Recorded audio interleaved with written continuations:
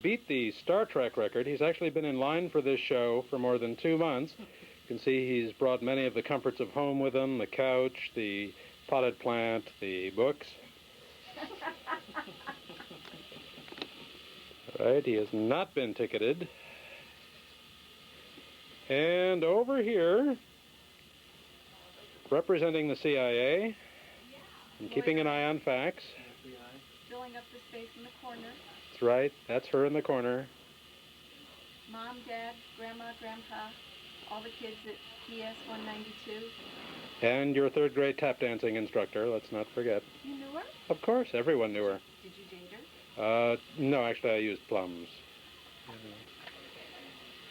Hi, Sandy. And here he is, about to hit the road in search of fame, fortune, or at least cheap fast food, even if he has to serve it himself. The legendary, yes, he's getting his strokes in here. He's in training, ladies and gentlemen. He's cheeseburger, cheeseburger, cheeseburger, cheeseburger. Do you want flyers for that? Yeah. All right, now, for his other career, taxi driver in New York. Let's practice that dialect.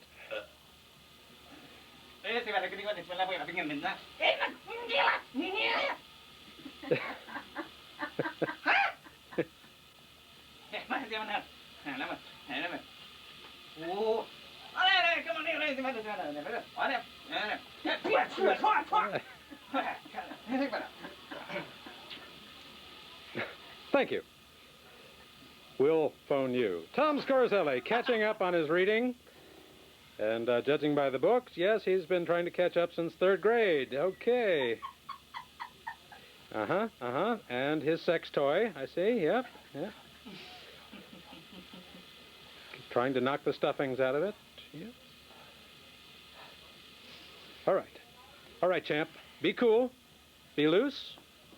I could have bought better, Howard. Are you drinking Zima? I don't know. Noxema, actually. You melt it down, you drink it, boy.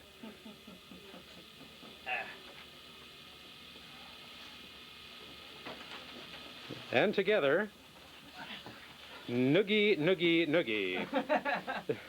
I'm ready. All right.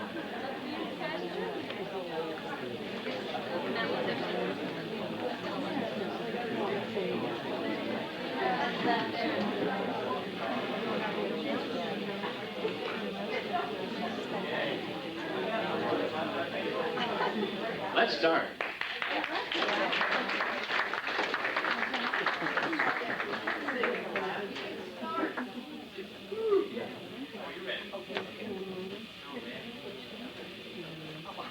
So we'd like to thank both of you who came tonight without being paid.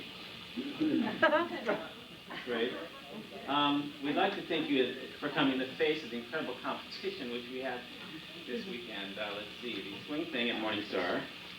The last show of Annie, I know you missed it. The Songs of Awakening tonight, which we can't go to because we're doing this. And Bill Clinton speaking of the Best Western. Let's see. Live broadcast of Bevan Morris describing the history of Perth, Australia in his new television series, Bevan on Perth. Let's see. We have a special guest performer here tonight. We'll tell you later who that is. And also, since there were so many conflicts tonight. Wait a minute. Can you take the house lights up again? I want to grade this audience. I want to know who's here. Up, up, up. Up. Can you say up? House lights? That's all you got? That's all I got. That's all you got? You have any bright ideas? Okay, that's fine. Okay, good. So you guys have to just shine flashlights in your faces. Anyway. So we negotiated with another one of the events tonight because we felt so bad that, you know, I mean, you'd have to make such a commitment to it. So we negotiated with the swing club, and we came up with less than half price if you go to that after this. So I actually have tickets for the swing thing, which you have to buy here to get in for $4 over there. So it's great. So we negotiated that for you because we feel that, you know, hey, we shouldn't have to pay $8.50 to go dancing out of, you know, food. Plus, the main motivation is I wanted to get in half price. So I used you guys as negotiation. What? What, you got a question? You want the answer first, or you want to ask the question? Do you swing? Only on Fridays. Well, it depends on what I meant, you know, but I'll talk about that later. Okay, so basically, even though we announced that I would be the MC, I also am going to do a routine. So if you want to leave or take a break like for about 10 minutes, this will be the time right now. So after my last relationship, I thought I'd take a little break, you know, for a couple of years, and so I thought I'd do things on my own for a while, like I'd go to movies like by myself, you know, but sometimes it was really easy. You know, you find it's really easy to get a date with yourself. You just kind of go, hey, what about a movie this weekend? And you know, usually you find that like you're available. Great, you know, it's no rejection. And the thing is, though, that sometimes I'd ask, you know, play hard to get, just keep myself in shape for a real dating situation. Like, I'd say, let me think about it. Check my date time when I get back to you. You know, usually I'd end up going anyway, but, you know, keep in shape. But that's all over now, because I told myself I think I should see other people. And so, you know, I'm going to start dating again. But there's only problem is I really like dating. I mean, I've only been on 3 dates in my life, and 2 of those were in high school. And you know, I mean, you know, it's like I'm like afraid to date. But you know, once you get your courage up to actually call some girl up and ask her out, it turns out, you know, they're really busy. You know, you can't really get them to go out. So because everyone's got so much going on, you know. And like for example, you wouldn't believe that the reasons why people can't go out, like, oh, well, Mercury's retrograde. You know, there's this eclipse somewhere in Brazil. And then or else you didn't know that they were, like, married, you know. That really slows me down. Oh, sorry. Sorry, I'm really probably start calling in 2 years, you know.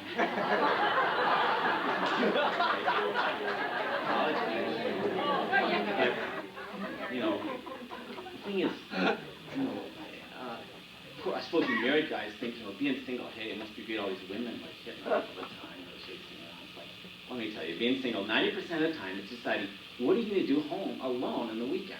I mean, you know, you're going to do your laundry or your textbook, rent a movie, or, you know, like, fold the clothes. I mean, what's it going to be? So, you know, for me, sometimes on Saturday night, I just have to get myself going, whip myself in action, and look, this is Saturday night. This is supposed to be date night. You know, you need to get out there, do something, go for it. Gotta meet some girl. Give her your phone number. So she can rent the movie at Moon's Knock. But, I mean, people don't think you can do anything alone. They think, oh, well, I can't do it alone. But, like, for example, I just went to Paris this spring, and I went by myself, and you'll say, well, how can you go by yourself? And I'm like, yeah, well, you think you can't see Paris by yourself? You got eyes, I mean, hello. And actually, there's a lot of better advantages for going traveling alone. Like, for example, it's cheaper. And 2, you never get an argument about where to eat. And then, unless you're schizophrenic, you never get separated in a crowd. That's good, you know. So, you know, plus I met a lot of people in Paris. You know, not that I talked to them very much, but they kept talking to me. And it's all because of my coat. It turns out I'm the last remaining Fairfield resident with a black coat. You know, because black is like negative, and you can't wear black, but it's really warm because I keep wearing it, even though I'm not supposed to. You know, but it turns out everyone in Paris is wearing black. I mean, they got black coats, black skirts, black pants, black shoes, black scarves, black hats. I mean, I saw more black cloth in Paris than you'd see at an Amish tailor. So, you know, that was good. And a lot of people thought, hey, he must be French, you know, we should ask him directions, you know. You know, so like these 2 ladies from Minneapolis came up and asked me how to, in the Louvre, and asked me how to pronounce this funny name. I said, c'est Toulouse-Lautrec. It's great. You know, a lot of people thought, hey, you must be the French. Even when I was in the metro, you know, the Paris subway is called the metro, the French people would come up and ask for directions, you know. I go, well, yes, c'est ici, you know, and they'd go off thinking I was French. That was really cool. I felt like a local, you know. I was like, great, you know. But the thing is that it's weird on the metro. I mean, like, nobody talks. It's like a morgue in there. It's like they're waiting for their stop. You know, but the school kids will talk, and the Italian tourists will talk, but nobody else, except, there's one exception. There's these panhandlers will come in and give like a formal address. You know, it's like there's some kind of airline attendant or something. They come in, bonjour, mesdames et messieurs. Je suis désolé de vous déranger aujourd'hui, mais petit, demandez quelque chose à manger aujourd'hui. Je pense que peut-être il est possible que vous m'aider avec cette situation drôle. Merci beaucoup. So this brings up the value of knowing a little French, but not a lot. If you know a little French, you know enough to ask directions and, order like a simple lunch and not too many mistakes. And if a beautiful girl comes up wants directions, you can help her a little bit, But you don't know enough to understand what in the hell the panhandlers are saying. So that's good. But I only had, I met a lot of women in Paris, so it was great. I met a lot of women, but not that I really talked to them. But it wouldn't have mattered anyway how good my French is because, most of them are Italian anyway. I mean, you don't meet a lot of French women. At the tourist spots, there aren't a lot of French people. We saw a lot of people from Italy and Spain and Germany and Lithuania and Poland and Turkey. I don't think I met a single French girl. It might be that there are no French people in Paris. just tourists and shopkeepers from Lebanon. But I don't think it would have mattered if I did meet a French girl. And the reason is French fashions. I mean, the fashions for women are just beautiful. I mean, it's incredible. They're gorgeous. They're cut close to the body. They're sleek. They're just incredible. But the fashions for men, I'm sorry, like a black sweater with a gray stripe or two across the chest. I mean, this looks like something your uncle would wear to a barbecue. I mean, if that's what I have to wear to attract French women, I'm moving to Italy. Of course, that could be where all the French women are. In Italy, dating Italian guys. With really good outfits. I only had one problem in Paris, and that was finding things to eat. I may be a little picky, though. It could be. I'm a bit picky. But I looked a lot of places. It's really hard to find restaurants that cater to the people who don't eat meat, cheese, tomatoes, garlic, onions, beans, or spicy foods, or anything cold, or a melon with other foods. I might be a little on it. But you can always say, "Hey, Paul, what about French bread? Hey, French bread." Hey. I go, "Excuse me, have you heard of vodka? You want vodka? You don't like dry, crusty food." I'm sorry, French bread has a texture like soda crackers surrounding an inner core of freeze-dried cotton. I mean, this stuff takes dry to a new level. I think they should cut French bread up in these little pieces, and use it as it's called a desiccant, those little things they put in packages to keep things dry. I think it's a great use for French bread, as long as they stamp it, "Do not eat." So, it was fun though, being in Paris, but, I really enjoyed coming home, There's only one problem. I get home and people say, "Oh, wasn't it really lonesome in Paris by yourself?" I go, "What do you mean? I live alone in Fairfield too. What's it like?" But anyway, I love coming home to Fairfield. I, gained some weight back, 20 restaurants. It was great. But I really love coming home because there's always something new. You notice that new granite sign coming in at Fairfield from the east side of Highway 34? Fairfield looks like a big tombstone. Suppose new people come in and go, "Boy, this is a dead town. This must be where they buried it." But we know, hey, that's not true. I mean, it's a happening. It's just stuff happening. If you want to know what's happening, all you need to do is check out the Fairfield Weekly Reader. Now, I use the reader for one main thing, and that is not kitty litter, not for the bird, for checking out what I'm going to do on the weekend. So when Thursday comes up, I go, I open up. It's a magic day. What's it going to be? Movie, dance, play. What's it going to be? Maybe all three. Who knows? Hey, you open up. And then I check the astrology to see if it's safe to go out of the house or wear socks this week. And then I check page 1 to see, hey, what's the New Age trick of the week? But it's no big honor giving your New Age thing on page 1 of the Weekly Reader because it's pretty easy. All you have to do is be new to Fairfield and not have killed anyone recently with one of your treatments. But what I think is really significant is here on page 6, not that poster page, but page 6. This shows these little 1-inch high ads, that, they cost, whatever, they're about an inch and an eighth. They'll be mad if I say only an inch and an eighth. They say, hey, we're here for the duration. We're not just a seminar. We're for weeks on end. Now, here at page 6 this week, you can get counseling, homeopathy, acupuncture, therapeutic touch, Hopi spine work, Rolfing, sun point, energy balancing, Reiki, hypnotherapy, reflexology, Tibetan bodywork, and bootleg concert karma.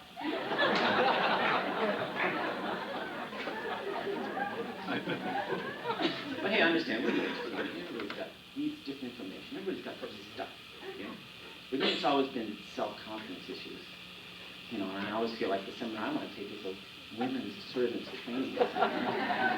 And I just see myself going the first day, you know, and the instructor says, "What are you doing here?"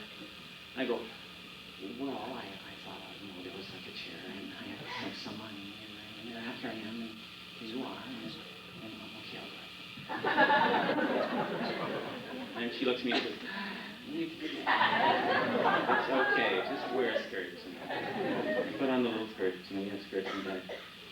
So, you know, I think with me, the self-confidence thing all started with sibling position. You know, you're the number 4 child, and you look around and go, do they really need another Norwegian American? You know, I don't know, my sister, you know, she always said it was just a show off, you know, I think that was true. But what she didn't understand was it was never for attention, it was for food. I mean, you're a child, you know, you don't think of behaviors as being optional. You think of them as survival strategies. You know, I mean, you know, for all you know, they're not required to feed you. You know, and then you're like in a really large family, and you're really small, and there's only so much food, so you figure you better provide some entertainment value. And there's your brother going, "Oh, hey, I'm rolling my potato. He made a joke. Hey, get on my potato this week." You know. So anyway, that's okay. Early childhood is fine. All of a sudden, you're junior high, and there's a confidence builder. All of a sudden, everyone's a foot taller, and your voice sounds like a yodeler, and you know, your face breaks out if anyone even says the word chocolate. It's great, junior high, and that's over quickly in high school. But you know, you still have to get a pass to go to the bathroom. I mean, you know, here you are, you know, maybe it's getting cool, but can I go pee-pee? You know, and in front of 30 other kids, you got to ask to go pee-pee. You know, I think I've heard a lot of young girls get urinary problems rather than suffer the embarrassment of asking. They want to they'll actually hold it in. That's amazing. You know? I just went to my high school reunion last time, my 30-year high school reunion. I think some of those women are still holding it. You know, and of course now they got, you know, weight problems. Water weight, you know. Yeah, you know. But when I got out of high school, I took care of all that. I said, look, I don't want to live with this, so I got a permanent pass so I could go pee anytime I want. And sometimes when I'm in public, I just pee anywhere. And if you don't ask, I just show them my pass. That's great. But actually, I got a big boost of self-confidence. When I got out of high school, I got it from my parents, you know.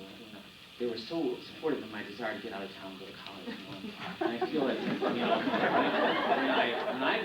when I have kids, you know, and they get to be older, I'm going to be able to give them what my parents gave me when I went to college, a ride. And of course, when I did get to college, you know, you're a freshman, you have really something. They say, excuse me, kid, you're not a senior anymore, you're a freshman, you know. So, great, got to wait a year, then you're a sophomore. Of course, you're sophomoric, which means you're know-it-all, but no one's listening. And then, of course, you know, just when you start to think college is a cool place to be, all of a sudden you have to start planning for a career. Well, now, when I was in college, you know, careers, it seemed likely were, let's see, hippie commune coordinator, backup dancer for a rock group, demonstration organizer, and local contact for a recreational chemicals distributor. But that's okay. I found something. I found something special, something neat, something with a future, something with a future. It was called TM teacher. But the only problem is my wife didn't like being married to a non-profit organization. So that's part of why I got divorced. I hated getting divorced, mainly because I had to date again. Hello. Sometimes if you really remember how, and then those women you thought would be like all over you if you're like available, all of a sudden they disappear and you find yourself eating alone in the silent dining room on a turn-up. You know, it's crazy. And, I mean, you know, when you're married, it's like you forget all those dating behaviors and you just kind of lose touch. Like, you know, the fact that you have to go home alone at 10 o'clock. You go, what happened here? Like when you're married, you know, conversation winds down and just go to bed together. It's no deal, you know. It's hard to get a girl to be interested in doing that when you really can't quite pronounce her name properly. It's really stressing, you know. Anyway, and then like every relationship you have takes 2 or 3 years, and all of a sudden you're 50. You know, and you go, well, you know, what's the about the family, career, what's the success? And then all of a sudden, I'm not kidding, this is absolutely true. I'm not making this up like all that other stuff I said. All of a sudden, you get letters from the American Association of Retired People. I mean, I have one. I don't know, recycle it, or throw it out, or give it to my neighbor. And is that really fair? I mean, I'm supposed to have a career before you retire. I'm not sure I'm qualified. My Social Security could be about 15 cents a month. You know? And then here I am. I'm 49. I'm 49. In December I'll be 50, and you have another one of those 50 parties, you know. And you know, and then just last week, someone told me, that's okay, you're really too old to have kids. I go, well, wait a minute. What is it, 2 or 3 divorces, and all of a sudden you're an ineligible receiver? You know? And he says, look, face it. Okay, you have kids now. When you're 20, you'll be 70. And I go, well, so what? I mean, you know, just because you're 70 doesn't mean you won't be a fun 70. Plus, you know, I mean, it'd be like being raised by your grandparents. And don't you think a lot of people would have made that kind of trade-off? Hey, you know. So, you know, the thing is, maybe I am a little older, but I still think I have a lot of youthful qualities, and some of them may be attractive to a younger woman who may still be willing to start a family. There's always hope. I mean, I may be almost 50, but I had the income of a 22-year-old.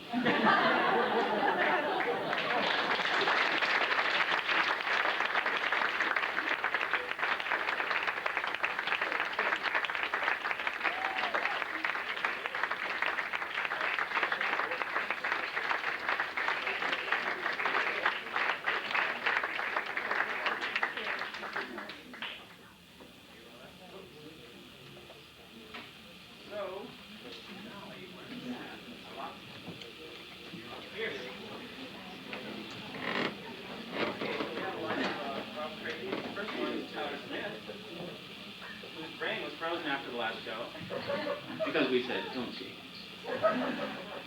He says, on America's Welcome, everyone's favorite loser. Funny, talented, he's been getting a lot of rejection lately. He says, the EPA has declared his DNA to be hazardous waste.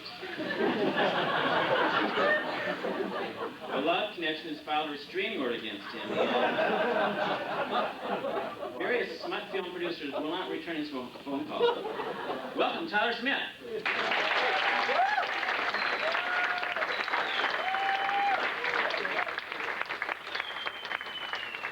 Thank you, Paul, for that kind introduction. That's the nicest thing anyone's ever said to me. Hi, I'm Tyler Smith. I'm a modest man, and I have a great deal to be modest about. I recently wrote a love poem about my ex-girlfriend. I'd like to read it to you. It's called, If You Cheat on Me a Seventh Time, We're Through.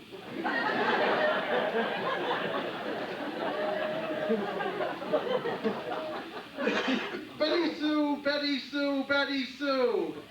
If you cheat on me a seventh time, we're through. What will I do with you, Betty Sue? I caught her again. She was on the spot. She told me that she loved me, but I believed her not. But I was not thinking clearly. I was distraught. I searched my soul. She didn't lie. She did love me. Well, not me specifically. Just the species of men as a whole.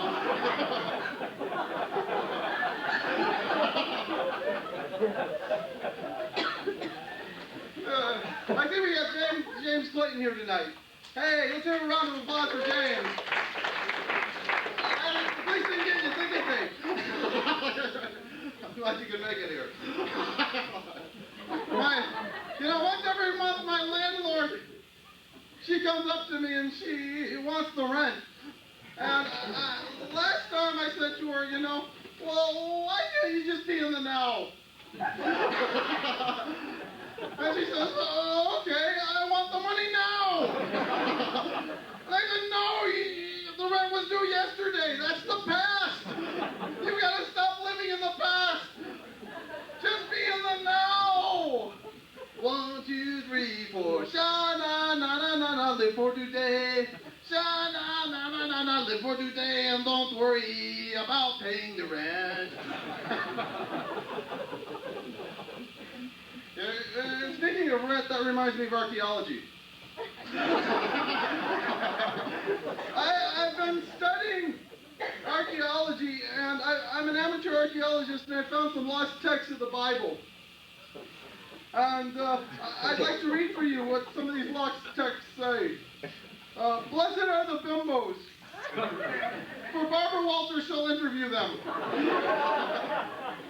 Blessed are the heavily armed, for they shall be Charlton Heston's Charlton Heston will be their guardian. Blessed are the simpletons, for they are Rush Limbaugh's target audience. We're bombing Kosovo 24 hours a day now. Did you hear about that? Yeah, and, I was thinking about this, like, wouldn't the IRS be a better target? They did a lot more damage than Kosovo ever did. George Lucas has adopted 2 kids. I was watching this on 60 Minutes. Someone backed me up on this. Did you see that? I guess not. Well, thank you, Paul. Everyone's going to believe what you say. Well, he adopted 2 kids, so I wrote him a letter asking him if he would adopt me. But it turned out I wasn't qualified. You see, in order to be adopted, you have to be an orphan first. And not talking to your parents in 10 years doesn't count. George Lucas and Spike Lee are doing a movie together. Did you hear about this? It's called The Phantom Menace to Society. I'm a struggling writer.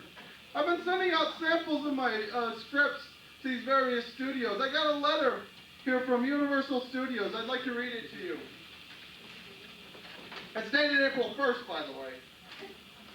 It says to you, thank you for your submission of Exotic Pets by Tyler Smith. Unfortunately, we found this far-fetched fantasy to be little more than a protracted comic sketch constructed from a one-note gag that doesn't sustain itself as the basis of a feature film. We wish you success with your project. But it's really not for us, and I hope it isn't for anyone else either. Enclosed is a Dr. Kevorkian gift certificate. That wasn't too hostile, was it? I've been poor really most of my life, and I can't understand why people with money are always trying to convince me that poverty is good. How come no one ever says, blessed are the rich, for they won't have to work at McDonald's? I'll wait. I'm so poor, I was in Beckley's before picture. The bank recently foreclosed on my cardboard box, and even my cat brings me food. There's some warning signs that you might be a junkie, that I picked up over the years. If everyone in the rehab clinic calls you by your first name,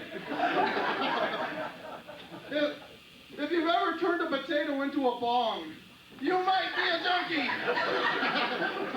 If the army has ever turned you down, they took me. If Marijuana Weekly wants you to be their editor, if Cheech and Chong want you to write their next screenplay, you might be a junkie. Did you hear that Dan Quayle's running for president again? Yeah, no one should be allowed to hold an office that he can't even spell. Dan Quayle, this guy was George Bush's insurance policy, for Christ's sakes. When they were starting the impeachment process, Bush said to Congress, okay, I want you to repeat after me, just 2 words. President Quayle. President Quayle. President Quayle.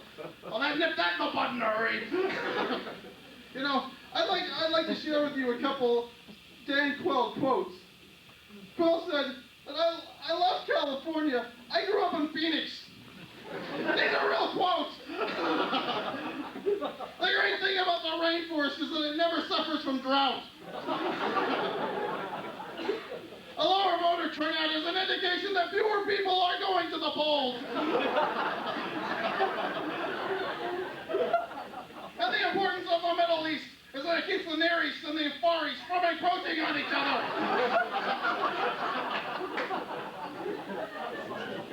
And the problem isn't pollution.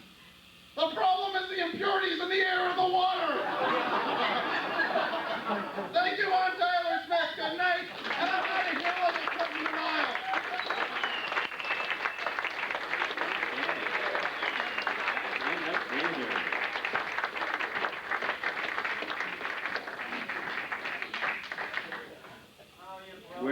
roadies. There are no comedy roadies, you know what? They all want to be in the show. This is either broken or twisted. Maybe both. Okay, well, and now on a slightly different note, I'd like to introduce our next comedian. We only have one. Her idea of utopia is a world free of pollution, hatred, violence, bad haircuts, daytime talk shows, and the home shopping channel. She also has the distinction of being the funniest female performer in tonight's show. Where's that girl? Please welcome the exquisite, the perfect, the beautiful, the adorable, the not very tall, but still very cute, Patricia Hufnagel.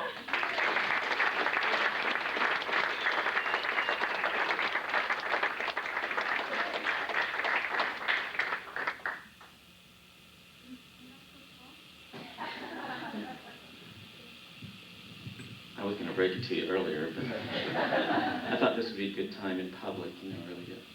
Just where you want it.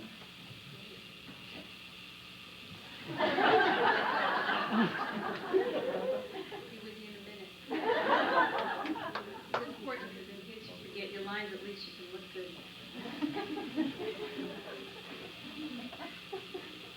Good evening. All my friends are gearing up for Y2K. They've got their wood stoves, their generators, their 40-pound bags of split peas, their powdered water.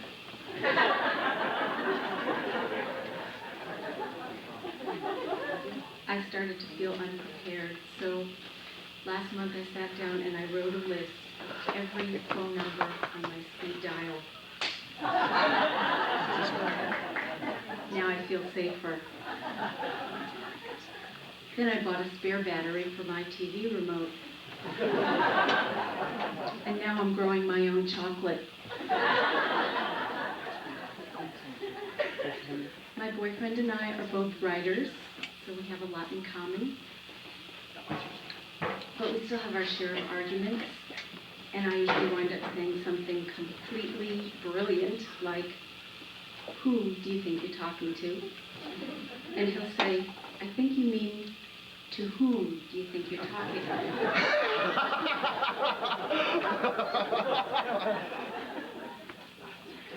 And we're still discovering our new areas of incompatibility, like dishwashing. He thinks I'm compulsive about clean dishes. He just doesn't get that thing about 2 sponges. So simple. The yellow sponge is for routine dishwashing. The blue sponge is for tougher jobs. You don't want to get the yellow one too dirty. He gets confused, especially when I go out and buy new sponges and then the colors change. I don't see what the big deal is. I always bring him up to date. The pink sponge is for dishes, the orange sponge is for cleaning the sink after. And he's upset, especially since I just ended my sentence with a preposition. But he's always getting upset about something. If it's not the dishes, it's the clocks. Just because I set them all a few minutes fast, he gets confused because they all show a different time. I don't see what the big deal is. They are all accurate within 15 minutes or so. It's a perfect system. Well, if he's not panicking about the dishes or the clocks, he's panicking about where to throw his trash. It's so simple. The brown bag is for newspapers, the white bag is for catalogs, the big trash bag is for glass and plastic. The straw basket with the liner, that's for trash. The cardboard goes in the box behind the bags. It's a perfect system. He can't keep it straight, and then he accuses me of being defensive. I am not defensive. But just to satisfy him, I checked with my astrologer. My astrologer said it was possible. My sun was badly placed. There could be a problem. And I said, there is nothing wrong with my planets.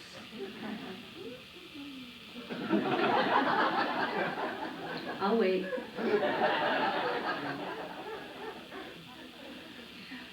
Well, when I'm feeling frustrated, I use that reliable, familiar, time-tested technique for coping with stress.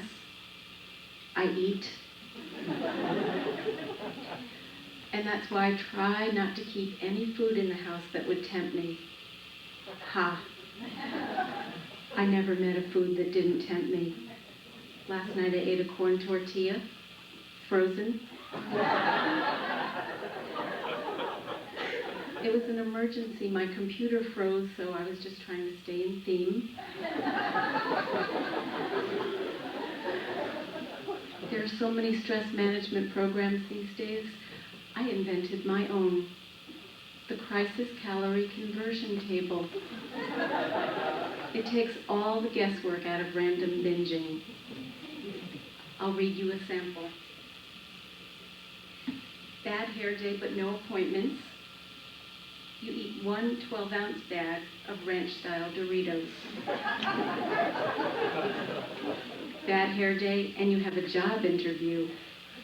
1 foot-long Subway with everything. Hold the onions.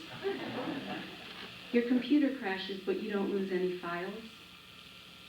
Pepperidge Farm Nantucket cookies. Keep on eating until you finish rebooting. Your computer crashes and you lose a morning's work. 2 fluffernutter sandwiches on a cinnamon raisin bagel, toasted, and for dessert, a pint of Cherry Garcia or Chunky Monkey, followed by an 8-ounce bag of Lay's potato chips to cut the sugar.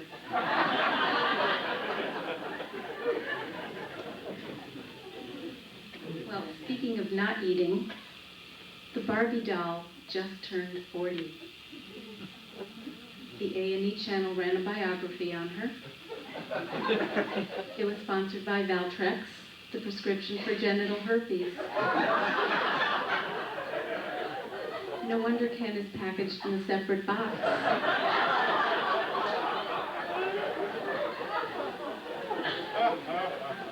Barbie has lasted 40 years because she keeps on changing with the times.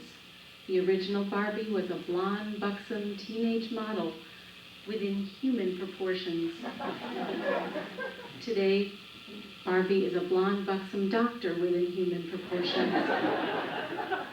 And a blonde, buxom dentist. And a blonde, buxom human rights activist. Barbie designers claim they try to make her just like real women. I'd say they're right on the money. She's 40 and still single, dating a guy who won't commit.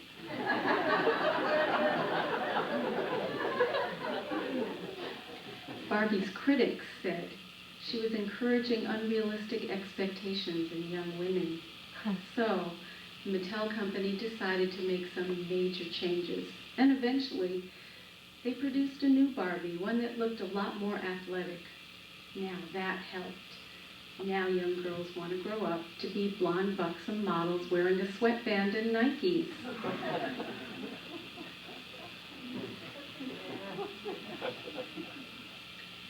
Look, over there.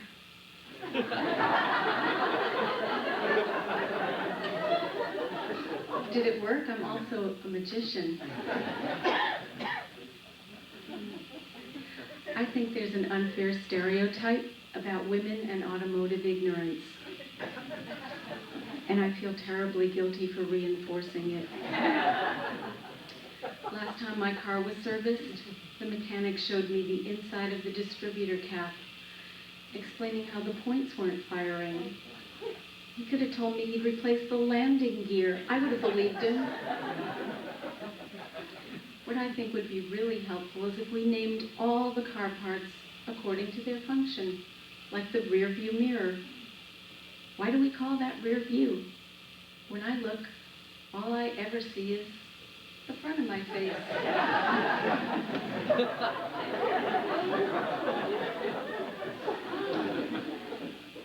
You too? And remember when a gas station was a service garage? Remember that nice man in the blue overalls with his name on the pocket? Bert. He filled your tank, he cleaned your windshield, he checked your oil. There was nothing he couldn't do. Now there's no service garage, no serviceman, no service, just a convenience store. So, in case your car is overheating, you have the convenience of doing some crisis calorie binging on 2 ring dings and a Diet Pepsi at 8 o'clock in the morning. I don't like self-serve. And I worry that the other industries might pick up on it, like the medical profession. Would you like full serve with this hysterectomy or just a copy of the instructions? We're running a special this week, $200. Just swipe your card, wait for the receipt. And remember to try our new automated liposuction vacuum. Takes quarters. Just stand here. Here is a warning for the information age. Now there are 4 forbidden topics of discussion: sex, politics, religion, and telling your friends you converted from a Mac to a PC. I never realized how many of my friends were Mac fundamentalists. Born again on System 8. They feel betrayed, disgusted. So, these days, when my friends come over to visit me, I close the door to my office, no one sees my PC, no one gets hurt. Because one night, some graphic designers staged a protest outside my house. They were wearing monitor dust covers over their heads, and they were yelling, "Heretic, sinner!" I was afraid they were going to try to break my windows.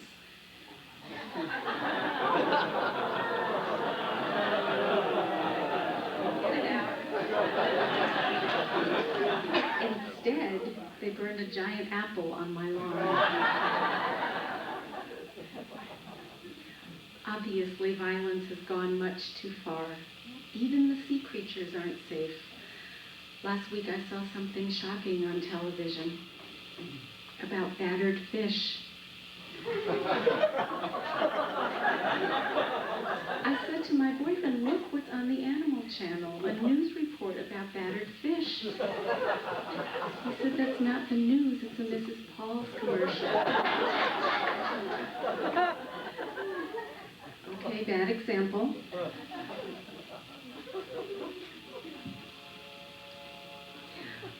Look.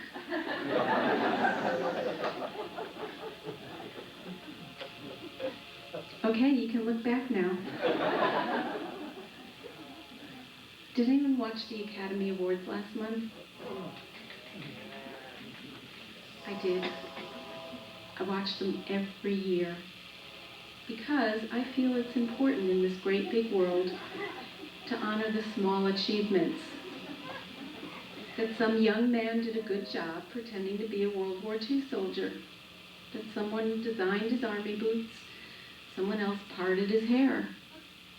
Folks in Hollywood deserve some recognition. They work hard filming a movie, sometimes for weeks, having to live in a trailer.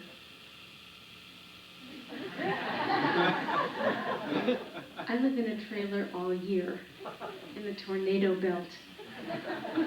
No one gives me an award, just advice. Then, when the film is wrapped, these people are out in the cold, unemployed, having to stretch that 12 million for who knows how long. Living in a community where everyone knows each other, there is so much pressure to socialize. When I meet someone new in this town, I tell them right up front, "You're a nice person, but my speed dial is full. I have 12 friends on the waiting list. You'll have to sign an application just like everyone else, bring 3 references, and be sure to specify Mac or PC." On the other hand, living in a community where everyone knows each other, you never run out of party invitations. Someone's always turning 50. And there's nothing like a birthday party for getting to know your friends intimately. Cake? We don't eat sugar at night. Cake? I'm allergic to flour and eggs and frosting. Cake? No. I just did castor oil this morning.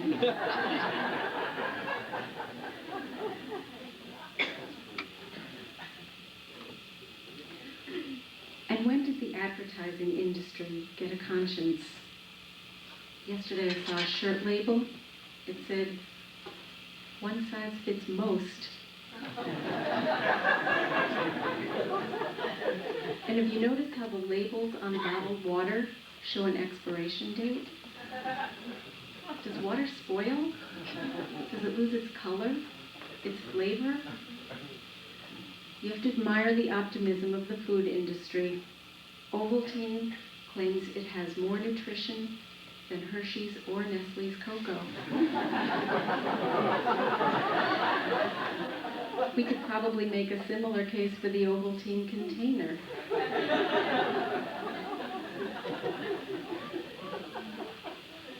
Whenever I read the ingredients on a food package, I always get a little nervous when the list runs the entire length of the side panel. And then on the bottom it says, "Continued on the back."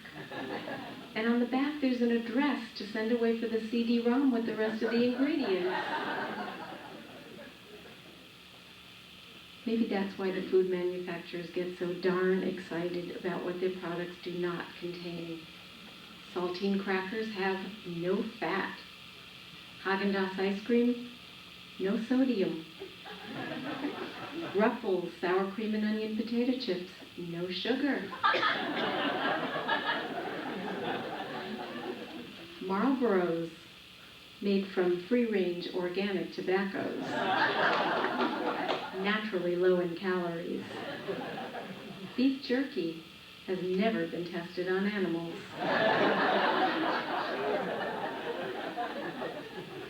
And the pharmaceutical ads have gotten so thorough with their disclaimers. If you're between the ages of 14 and 65, if you have a history of heart disease or diabetes, if you're pregnant or even thinking about adopting, consult your doctor first. And here's my favorite. Here's a prescription for men with certain types of hair loss. How many types of hair loss are there? I used to have hair on the top of my head.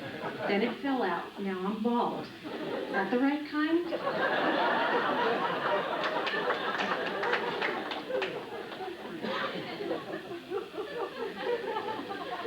People are always asking me why I do comedy. The lights, the glamour, the international fame. I say yes, it's all of those. But here's the other reason. When I make fun of myself, I feel an emotional release. I guess I could just see a therapist, but then the audience would be so small. And what if he didn't think I was funny? This way, I stand here, you pay, cheaper. Thank you very much. Good night.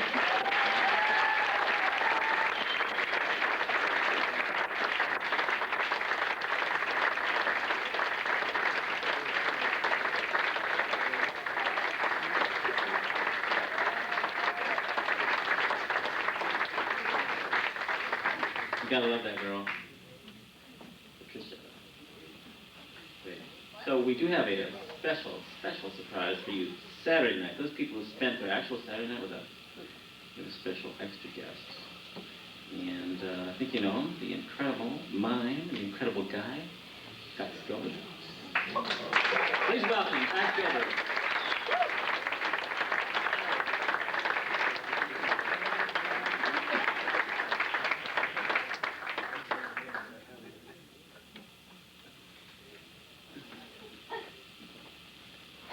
Good evening.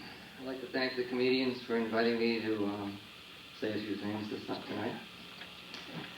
I recently entered a contest. They have a contest to rename the state slogan, the state motto, which is currently, "Iowa, you make me smile."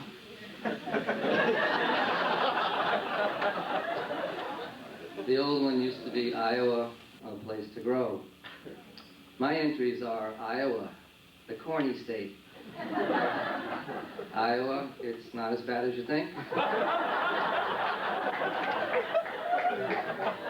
Iowa, I'm too poor to move anywhere else.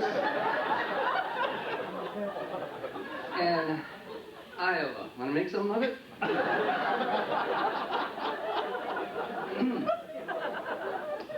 I've noticed, I think that we have a real problem with this global warming, because I've noticed the last couple of years that we've been able to play golf several times during every winter month. And I've decided that to do something about it, to do my share. So I've gone back to aerosol cans.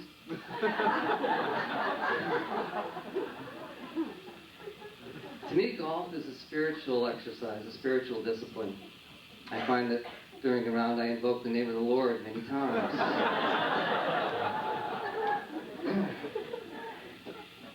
And you know, last couple of years there's been a lot of rumor, hearsay, innuendo about priests and nuns. And I just want to set the record straight. I went to Catholic school for 6 years and I was never abused. What's wrong with me anyway?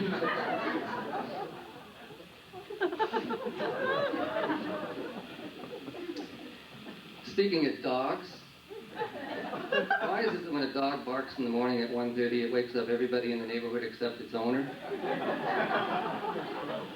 Recently we got a cat. On New Year's Day we heard a cat under our house. There was a blizzard and I rescued it. It was little more than a kitten.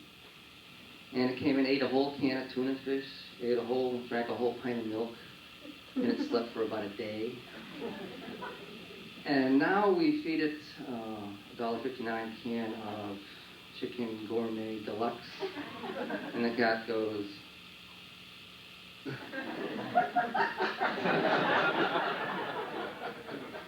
You want to know the difference between cats and dogs? You have a dog, you love it, you take care of it, you take it for walks, you feed it. The dog looks at you and thinks, you must be a god.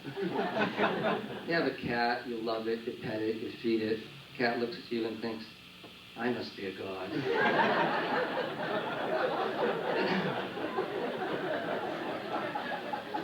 This year, Sharon and I decided that we wanted to add some decorations to our lawn and garden, so I've been noticing what people do in their houses, their yards. Down on South 6th Street, there's a house that put some automobile tires on the lawns. Have you seen that? They're not chopped up. These are the whole tire with nothing in them. And many houses like the pinwheels, and many houses like those deer. I've noticed a lot of the deer.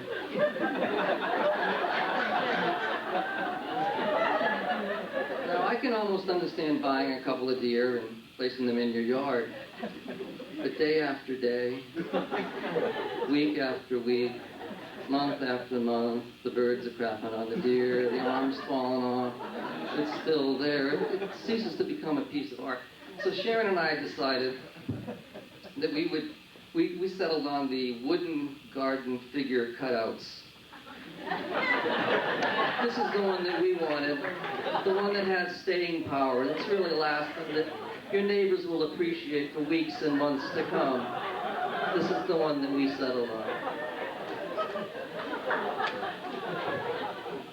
I'd like to finish with my impression of the Teletubby baby.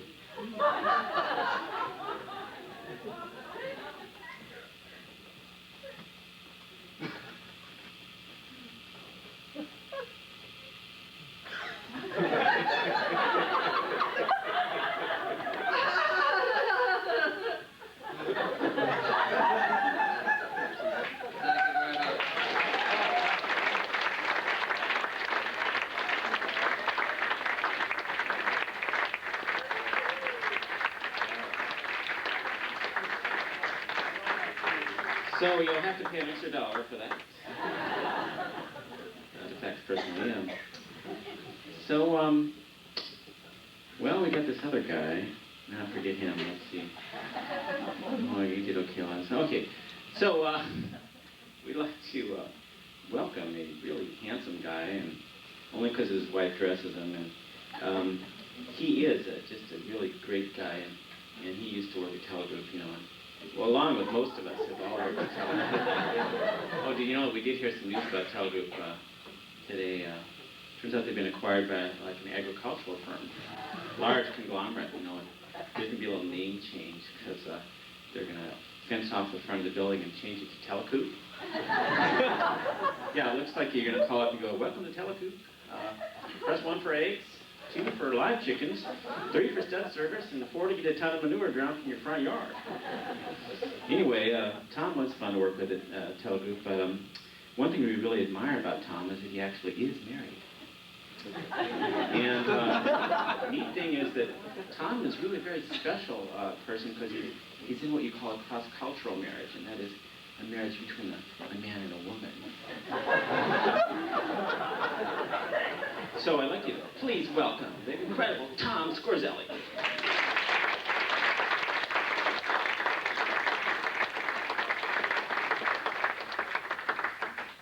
Thank you. Thank you. Great to be here. Now let me understand something, that this audience is like everyone left in town who's not currently starring in the play Annie. Saw that play. It was a great play. It was a terrific play. If you got to see it, I'm sure you'll agree. Feeling good about myself. I am. I just came back from a business trip, and every time I go away from Fairfield, I realize one thing, that it's so difficult getting in and out of this place. It really is. I mean, you have that hour-and-a-half drive, and then you have to wait in the airport, and then you know, at best, you've got a connection. It's never a direct flight. It's always a connection. So it's very difficult to get in and out of this place, but I realize that we're safe. We're safe here in Iowa, because no one would ever want to attack us. First of all, they could never find a place, and even if they did, they would think we're too late.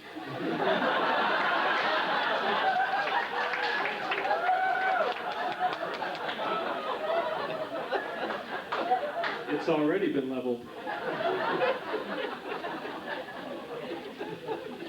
But I just found a great airlines recently I wanted to share with you, and it's very inexpensive. Flies right out of Cedar Rapids, very inexpensive, and direct flights all over the country. The only catch is you have to fly 2-day air. But other than that, you know, UPS offers very roomy baggage compartments. They give you that big bag of peanuts. It's a little bit tough getting that down because of the styrofoam, but you know, really quite good. You know, it's a pretty sad state of affairs when your packages get better flights than you do. But I love Fairfield. I love coming back here, and I love shopping in this town. I really do. One of the best activities I have is shopping at the health food store. And I just went in recently. I had to get something, and I asked the gal, "Do you sell Band-Aids here?" She said, "Oh no. They test those on animals. I don't want the one they were wearing."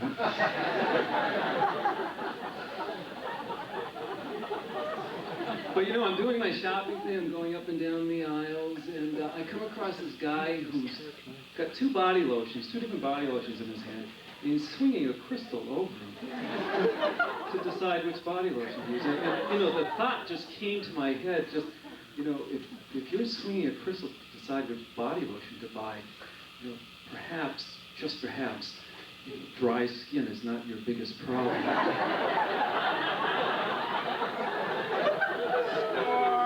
You know, I had to follow this guy because, you know, I couldn't wait to see what he's going to do when he gets to the toilet paper section. You know why? Because life is not simple anymore. It's just not simple. It's too many choices. Toilet paper, you have scented, unscented, lotion to unlotion, quilted, double quilted, soft, extra soft, baby soft, squeezably soft, absorbent, super absorbent, long, extra long, colored, printed, white, 2-ply, 3-ply, 4-ply. Forget the ply, try the moistened towelette. Antiseptic, antibacterial, anti-inflammatory, hypoallergenic. You know, forget the name brands, get the recycled. Recycled toilet paper? You know, That's where I draw the line. You know what I'm saying? It's the butt stops here.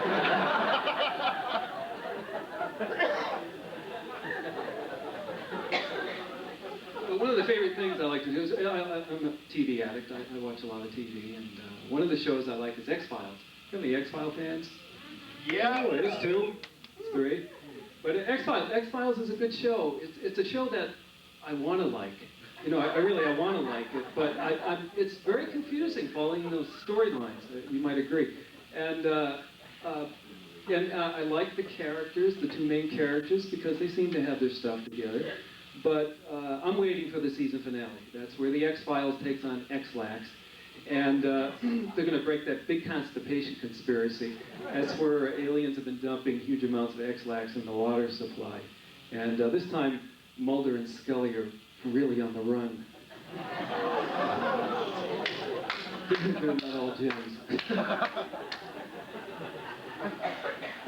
But another thing I like on TV is the commercials. Really, the commercials are the best. And they have this new commercial on Propecia. Have you seen that? Pat was talking about balding. And this is a drug for men who, it's really to slow or eliminate hair loss. Bless you. And, but one of the possible side effects is you may become impotent. You may become impotent, which is really ironic because if you're a man, you're taking the drug to maintain your hair so you can attract a woman. But once you get a woman, you can't do anything. But you really look good in bed. Alone. So maybe perhaps Propecia is for the guy who wants to attract a woman but who isn't quite ready for that full 3 to 4 minute commitment of a normal, fulfilling sexual relationship. But, you know, my friend wasn't taking any chances. He took Propecia and Viagra at the same time. But the only thing it did was make his hair stand on end. Sad. Now when he wants to comb his hair, he has to take a cold shower. Alone.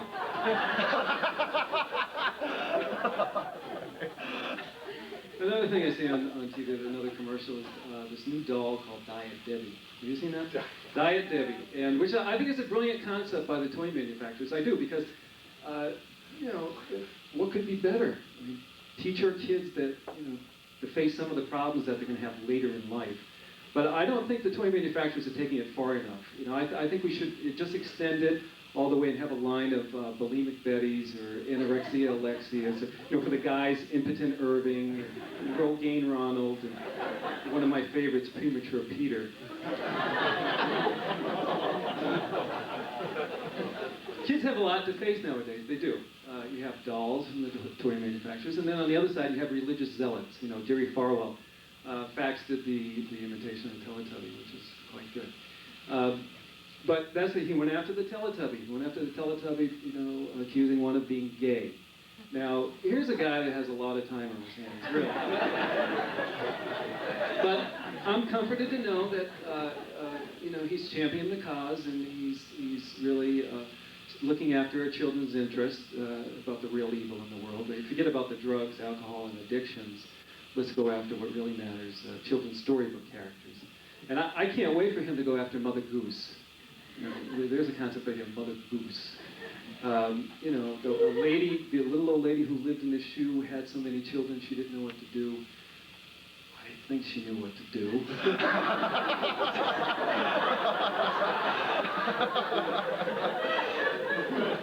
And rub-a-dub-tub, 3 men in a tub.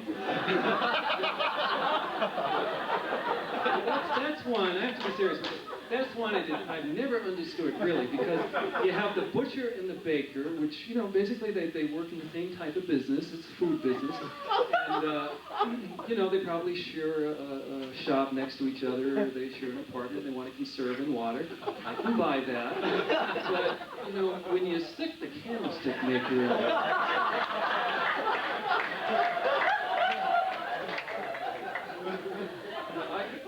I think the moral of that story is, you know, you need to exercise a little discretion when you're choosing tub companions.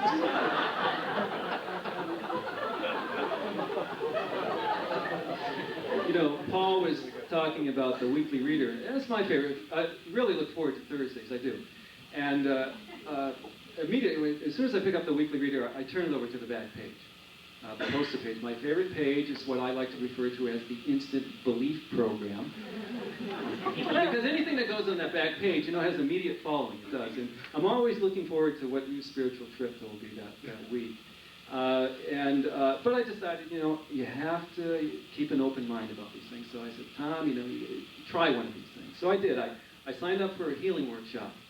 And but on the first night, the instructor called in sick, which didn't give me a whole lot of confidence in that course. And then I went to the other lecture where the lady who said that Jesus spoke to her, and she took notes.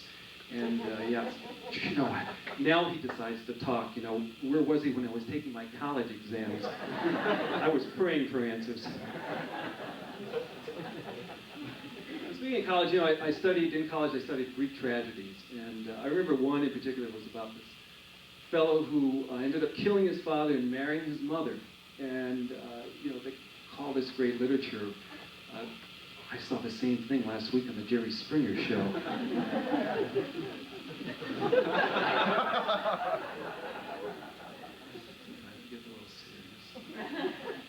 Another thing, something very serious, is I think it's more serious than Y2K or genetic engineering, is not being addressed.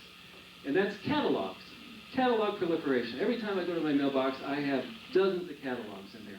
And I don't know how to get rid of them. You know, you start out with a few, 5, 10, 20, and the next thing you know, you get 80, 100 catalogs a week. This is no joke.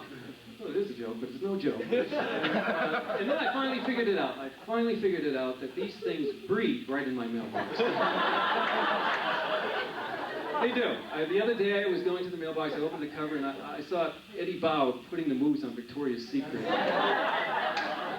while the Brooks Brothers were looking on. But it's crazy. It's crazy. You just order a couple of items, the next thing you know, you're on thousands of mailing lists. And I just ordered a couple of items recently. I ordered a pair of silk boxers from Land's End. It's something very revealing, personal about myself. And then the other thing is some gardening equipment from Smith & Hopkins. And the next thing you know, I'm getting a catalog for Amish lingerie.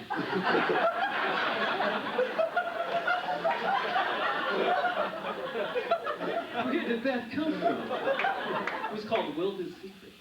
And I took a look at it because I was very curious. And the fashions in that were just really risque, really risque.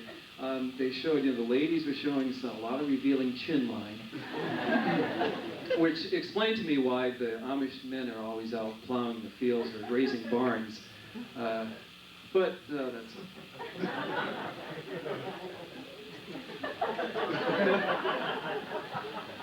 My wife gets a lot of women's catalogs, and I read those, and you know, magazines as well. And they're always talking about men being afraid of the M word, you know, the M word, which, you know, I take issue with because I don't think men are afraid of the M word. I think we're afraid of the O word, Oprah. Yeah, because when my wife mentions Oprah, I break out into a cold sweat because I know I'm going to have to read some new relationship book, take a seminar, or, you know, at best, you know, have some physical examination someplace. Areas I don't really want to go, but you know, and it's a little nerve-wracking at the end of the day coming home because I don't know what's in store for me. But I'm waiting for Oprah to come out with a show for men on how to adjust your recliner and how do you scratch your privates while pretending no one's looking, because I'm really good at those things.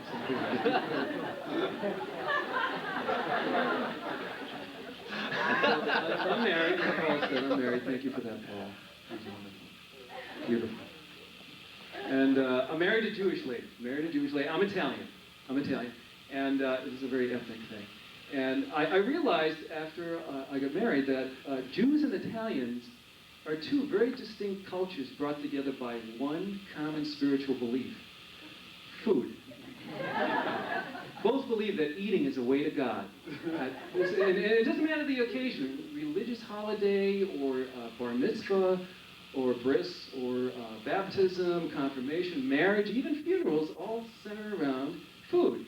And you know, Jews or Italians will also, they'll evaluate the situation by the food that's being served. I mean, it could be someone who died that's a very, you know, dear friend, 50 years. And, you know, Hyman, he was good, but his food, you know, is not good, not good. And, but I'll tell you firsthand that, you know, Italian Catholics believe that Christ came down not to save the world from sin, but rather to cut the religious service time down before the meal. You know, shorter time. It wasn't until I got married that I realized, you know, Sabbath is 3.5 hours of service, and, you know, Italian Catholics, 45 minutes. Now, you know, to me, that's more than religion. That's good marketing.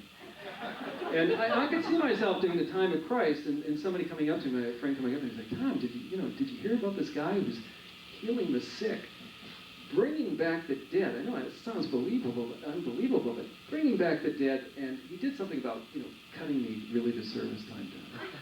I said, you gotta be kidding me. That's unbelievable. He actually cut the service time down. I mean, that's incredible. Let me get this straight. He cut the service time down, took out the bitter herbs, threw the pork back in, and on top of all that, he's serving bread and wine during the Mass? This guy isn't a prophet. He's a savior.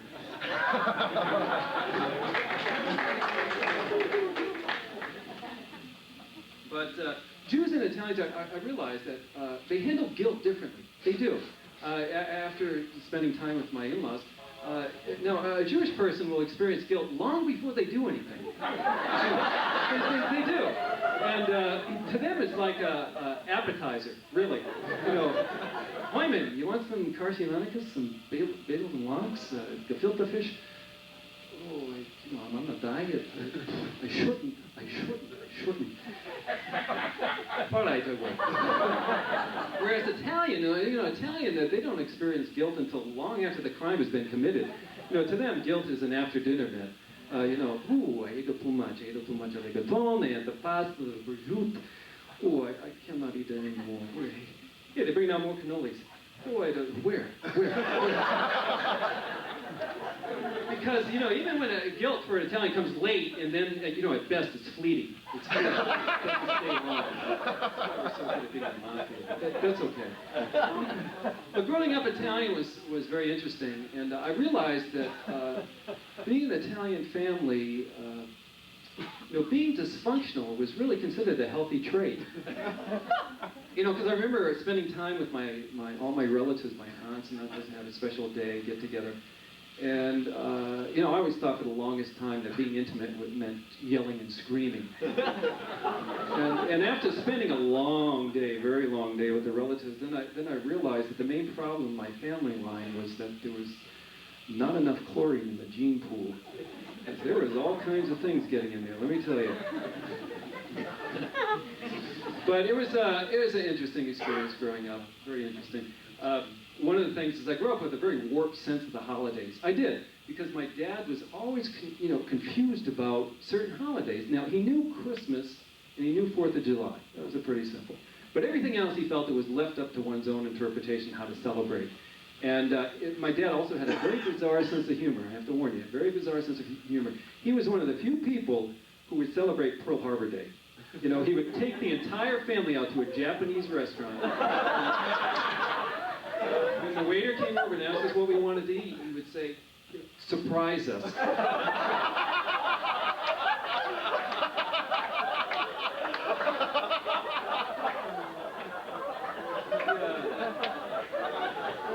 Kind of bizarre sense of humor. But, he wasn't always sure what the holiday meant either. It was crazy.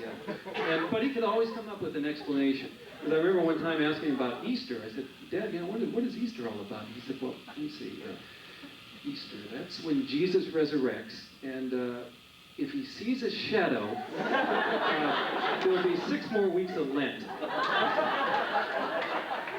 Okay, Dad. Okay.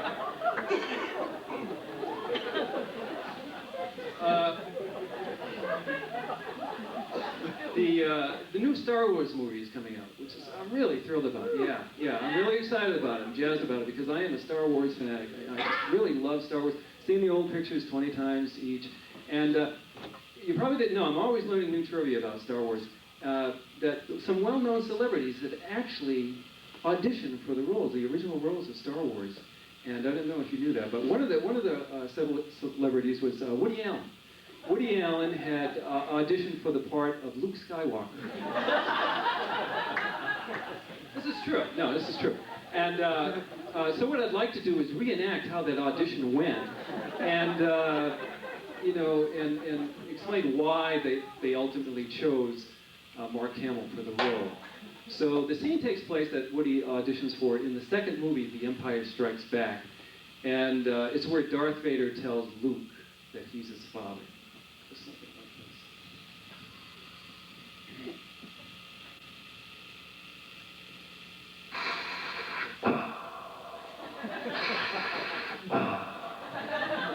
Luke, I am your father.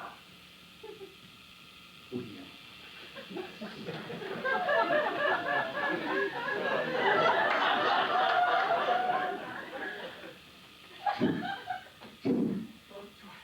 Do I don't want to seem like I'm pontificating, but I don't really understand this force thing because I'm Jewish. We don't force, we negotiate.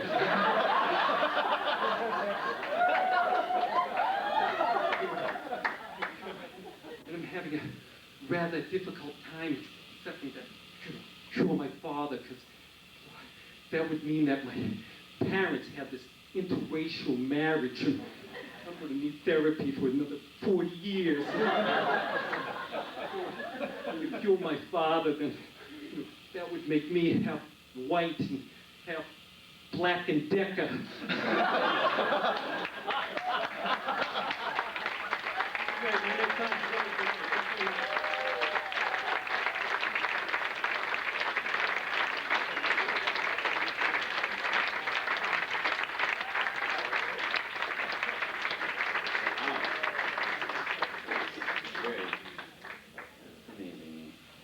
Well, we have a little special gift, the farewell performance of John McCullough, who's going to on Monday. John's going to acting school, and we thought he was acting all this time, but no. He's now going to act. Let's see, John's a great performer. He's very physical, real great improv guy, and I really enjoy seeing him. And he thinks he's leaving, but we hope everyone eventually comes back. New York. Oh, yeah, what's that, New York? I'm back now, yeah. So, one thing is, I need to announce that it is your last chance to have sex with John because he's leaving tomorrow. So, thank you very much. Please welcome John McCullough.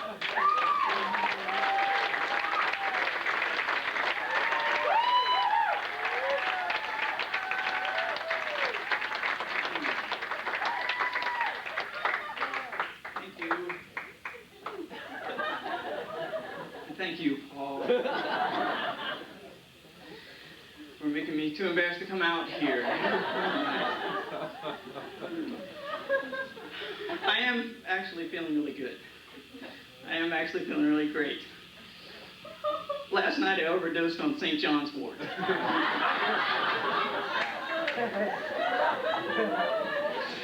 So I'm doing pretty good about now. I'm also real happy because I don't know how many of you know, but it's National Cheese Whiz Awareness Week. And I really like the Cheese Whiz idea. I support anything that brings together rotting curd with the aerosol can and is named after urination. It's Cheese Whiz. You can whiz your cheese on a cracker. So, I'm good. I'm feeling good. I'm depressed as hell, too.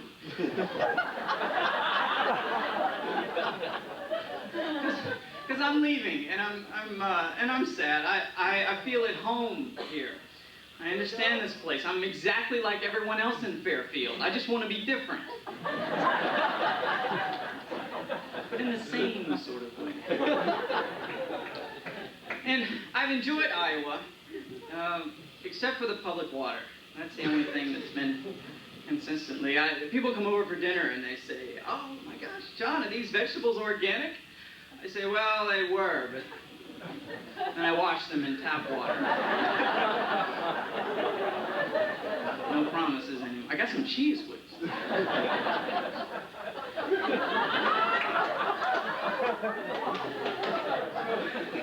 So I'm moving to New York, where people will accept and love me unconditionally for who I am. A potential mugging victim. Because New York is a great place to test your spiritual powers against the dark side of the force. Soon I'll be channeling Obi-Wan Kenobi in a dark alley going, "You don't need to see my Visa card. This is not the wallet you're looking at."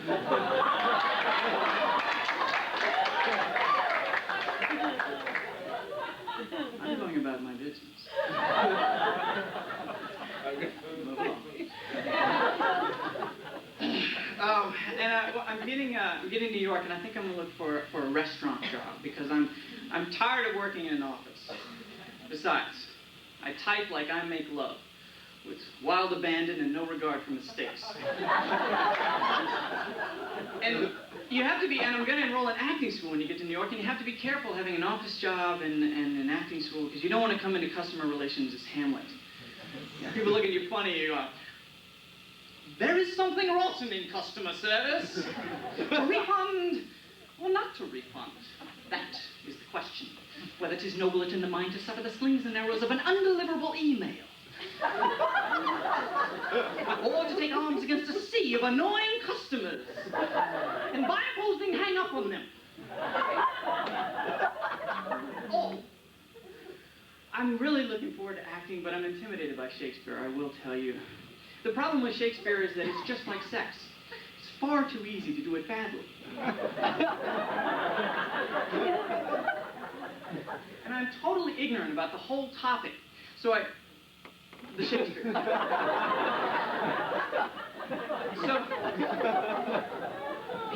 So I've been brushing up, trying to watch all the movies, the Shakespeare movies, and I haven't had much success. I walked into Hy-Vee, and I went up to the lady, and I said, "Oh, yeah, do you have Kenneth Branagh's Hamlet?" She said, "Yeah, I think it's over there next to the Jimmy Dean sausage."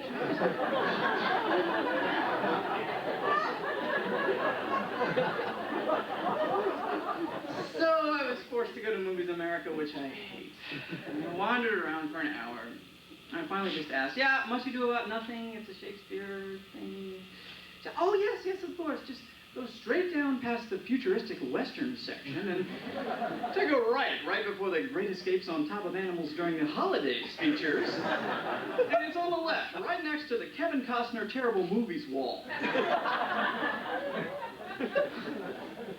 It's a brilliant Movies America. I just am in awe. Design a movie store so you can find any movie in the world except the one you want. So I'm moving to New York, and I've been nervous about it. I've been losing a fair amount of sleep, which I don't like. I don't like lying awake in bed at night because I only have my mind to keep me company. And last night I came up with 413 reasons why I think too much. Then I came up with 15 brilliantly sexy things I could have said to that blonde 7 years ago on the beach who winked at me instead of choking on my Coke and spewing it all over her boyfriend. That's what I did. And sometimes at night, you know, I get rather philosophical and I start contemplating the big questions. You know, if it was a life or death situation and I had to decide between bad luck or a moldy umbrella.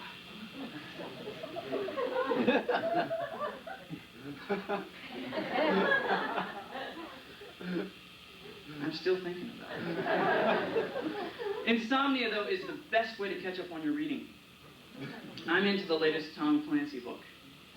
I'm on page 3,754. So I'm really looking forward to chapter 2. But they are. Tom Clancy books should come with a pulley, you know, so you can lift them into your bed at night. You put them on your lap, and by the second paragraph, you've lost all the feeling in your feet. That makes the Mahabharata look like Dr. Seuss.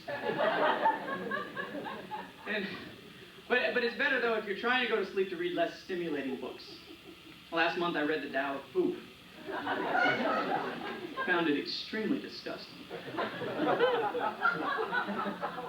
So, but sometimes late at night I'll start to argue with my body parts. Because that's when my body is most awake and alert, at 2:30 in the morning. I'm there, lying in bed going, look, I know you hate the work shoes. It's just part of being a toe, okay? And then my stomach's up. You said you were hungry. I ate the cheesecake.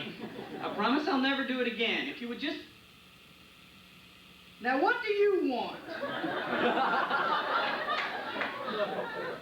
It's tough. Growing up, I never learned that know thyself was philosophical advice. I always interpreted it in the biblical sense. So, and for those of you who have never tried sleeping pills, I can tell you that none of them work. And then one day I discovered chloroform. And that's what I do to sleep. Right there.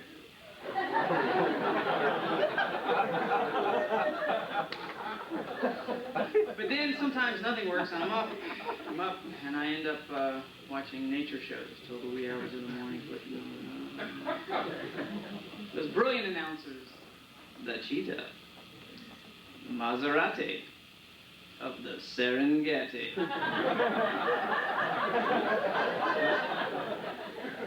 Cheetahs have that look in their eye that only comes from being at the top of the food chain. Supermarket clerks have that same air about them.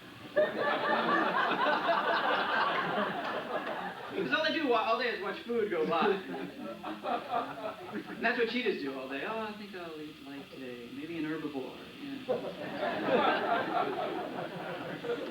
But cheetahs look very profound, too. They look very philosophical. Like if asked about hunting, they might start waxing poetic. Yes, I think it's a very spiritual relationship, I'm falling over on myself. It's between the hunter and the hunted. I feel a sense of unity at the moment of the kill. Then you can talk to the zebra. Well, they're bastards, aren't they? I mean, they're complete utter bastards. There you are, munching on some nice succulent crabgrass. They come up behind you, you're black and white and red all over. My only goal in life is not to get eaten by a hyena. Of course, Plains of Africa are a great place to test your spiritual powers against the dark side of the Force. You don't need to eat my spleen. This is not the liver you're looking for.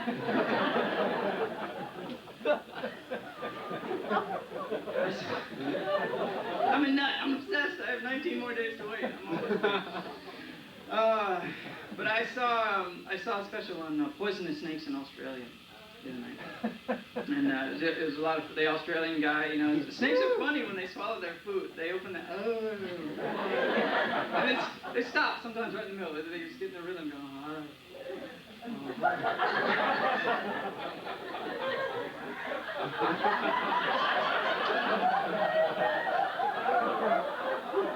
You can kind of see him thinking, I really wanted pheasant tonight.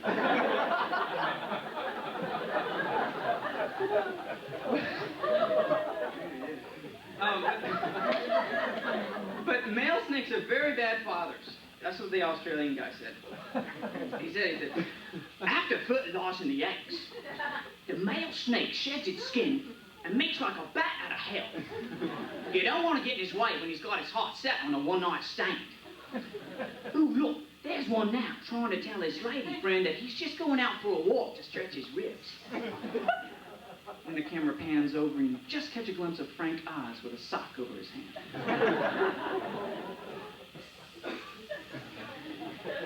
I've had a new idea for an insomniac late-night program. It's an Australian vegetarian cooking show. Starring an Australian vegetarian named Bruce. The guy come out, hello, I'm Bruce. Bruce Lacey, Australian vegetarian. It's not easy being Australian vegetarian. We Aussies, we like our food exciting, dangerous. That's why tonight, I'm going to show you all how to hunt the rutabaga. Now, the rutabaga is a clever little bastard, but not quite as vicious as the pomegranate. which have been known to stain khakis from over several feet away. I dig Australia. I love it. I would love to go there. I always felt like Australia was kind of America's blood brother because we had similar histories. Or at least we both came from England, I suppose. Australia was the prisoner colony, and America was different. We were more of a anti-social colony. The problem with America is that it was made up of people who would rather have risked their life crossing an ocean than live with each other. So pretty soon you had the Pilgrims going, "What do you mean the Quakers are here?" I thought we just left those morons back in Dorchester. I hate that stupid outfit they wear, and they're always fundraising, selling that hot cereal. I'm tired of it. Let's go to Iowa. No one will ever follow us there. Who are the Mennonites? What are you talking? But we persevered, and our founding fathers did us a good one. And eventually they got together to sign the Declaration of Independence. Alexander Hamilton got up. Well, our own little Tommy Jeff is the winner of a creative writing contest. Congratulations. Great job, Tommy. A couple of points. You misspelled inalienable. And secondly, I really think that, say, the Declaration of Independence might catch more of the king's attention than the suggestion of mild dissociation. Thinking that, just try that out. John Hancock is over in the corner with Betsy Ross going, "Nice flag." You know what they say about the size of a man's signature.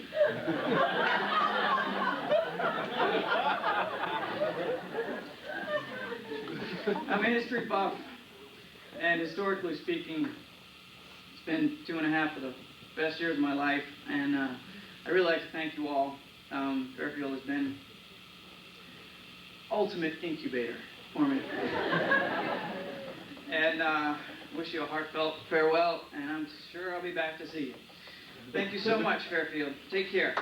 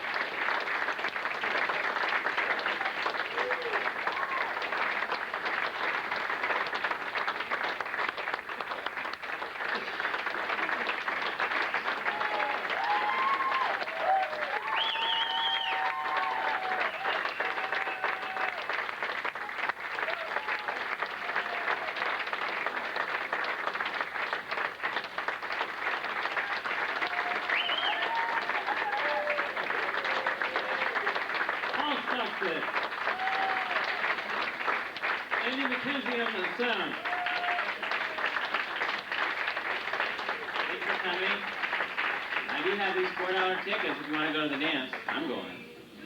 Here they are. Thanks a lot. Come back again when we're here.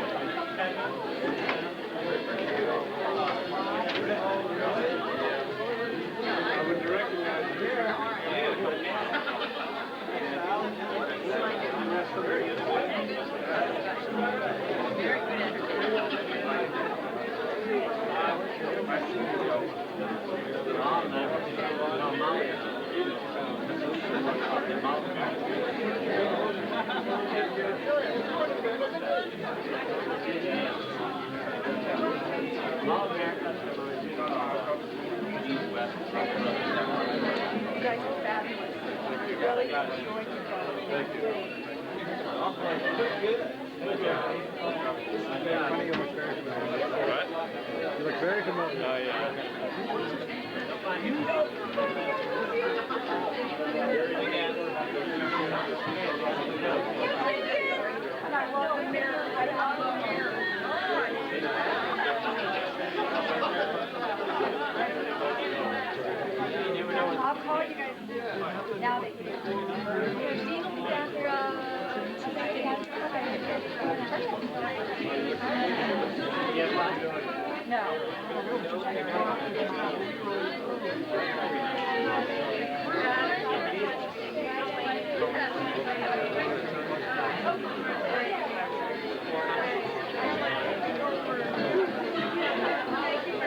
Hey, wow, can you perform today?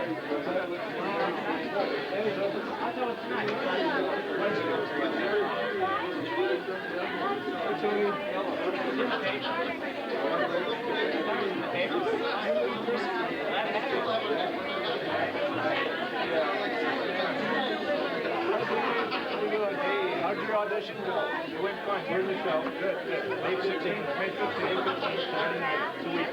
Great, great.